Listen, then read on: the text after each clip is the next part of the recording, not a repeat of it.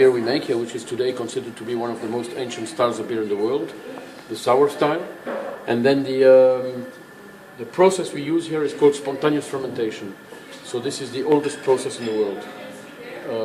We are brewing here by subcontracting all to nature. We are brewing like if we were in the days before Louis Pasteur. This means that we are brewing without having the knowledge of the existence of yeast. Because Louis Pasteur is the first scientist, French scientist, who's been credited to have discovered yeast. Now, if you subcontract to nature, you must take into account this nature, and nature is different everywhere. So, when you subcontract to nature here in this area, today we know why, but the ancient people didn't really understand why. They just saw that the result was better. When you brew in wintertime, your beer can be preserved much longer. In fact, what happens here is that as soon as you have a bit of heat, you have lots of flying insects, and these insects are responsible for contaminating the air with bacteria. So if you brew in the summertime, you will have a very high bacterial activity that will spoil the beers. But you still need bacteria to make it, do you? No, you don't. No? You need yeast. Oh, I thought that was what gave it the sour taste. Yeah. No. Brett is a yeast. You sound like a Belgian guy. Yeah, It's only the Belgian guys that always say this type of nonsense. To make beer, you use yeast, not bacteria. The Belgians always confuse yeast and bacteria. So that's right. We have some bacteria that get involved, but it's not the purpose of it. Oh. Yeah. To make a yeast is part of the mushroom family. Yeah. Bacteria So what is the else. source of the sour taste? The yeast. Oh, okay. Everything that ferments naturally is sour. Because the yeast emits sour acidity. Okay. Now, so we still follow the same principle. We brew in wintertime. So our brewing season should be going until about mid-April. Now it all depends on the weather, of course, because it's far too warm at the moment. But it doesn't mean that we do nothing in summertime. We are the last brewery in Belgium doing 100% of all the fruit beer production with 100% fresh fruit. So never we get in here some juices, some pulp, some aromas, some syrups, full fresh fruit. And of course we follow the fruit seasons. Fruits are seasonal things. Now, to make beer, you have minimum 3 steps: mashing, boiling, fermentation. Mashing, that's when you extract sugar out of grain and you convert them into fermentable sugars. Boiling, that's when you evaporate water. By doing this, you control the density of sugar, which means you control the alcohol level after fermentation.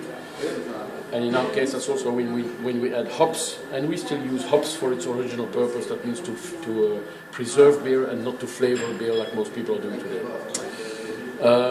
After that, we send everything into a cool ship, which is just below the roof, and we first sieve out the hops, and then we send it to the cool ship, and it stays there all night in a big open tank.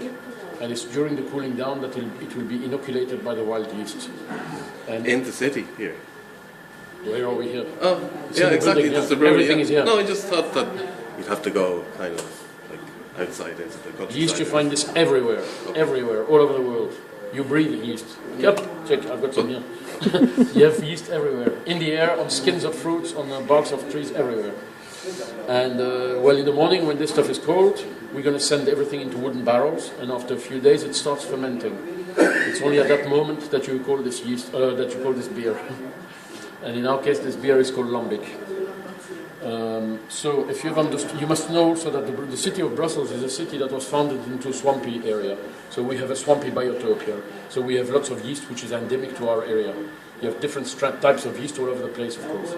So having said that, well, you should understand that our beers are actually very rare because they are a territorial beer, which is very rare in the beer world.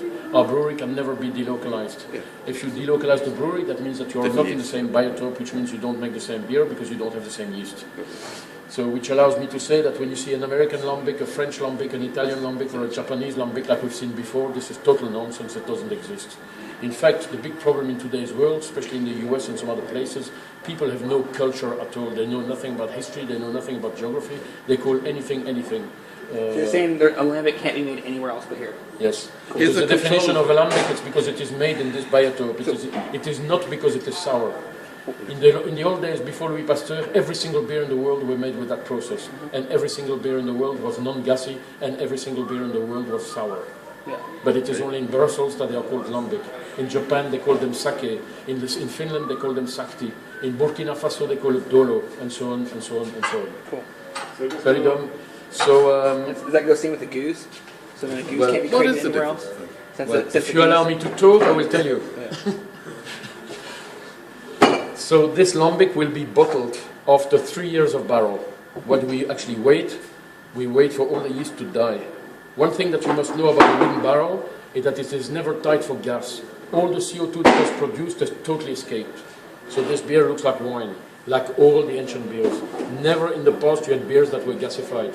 To gasify something, you need a tight container. In the old days, bottles were extremely expensive. You wouldn't put a popular product like beer in an expensive container. So beer was always coming out of barrels. That means never gasified.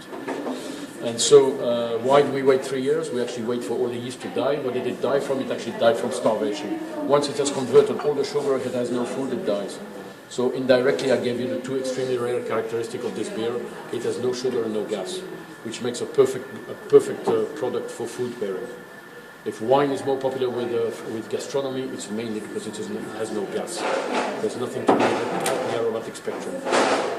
Today, nearly every beer is gasified, which is non-compatible for gastronomy because CO2 addresses your taste buds and diminishes the capacity to taste. Now, this base beer will also be used for making the other beers. And the gueuse is a champagne method applied to the lambic. So what is a champagne method? That's when you gasify a product naturally, without addition of yeast. So how do we proceed? We're going to blend the 1-year-old, a 2-year-old, and a 3-year-old lambic. And then we're going to bottle this. And then we leave it in the cellar for another 6 months. The older beer has no more yeast because there's no sugar.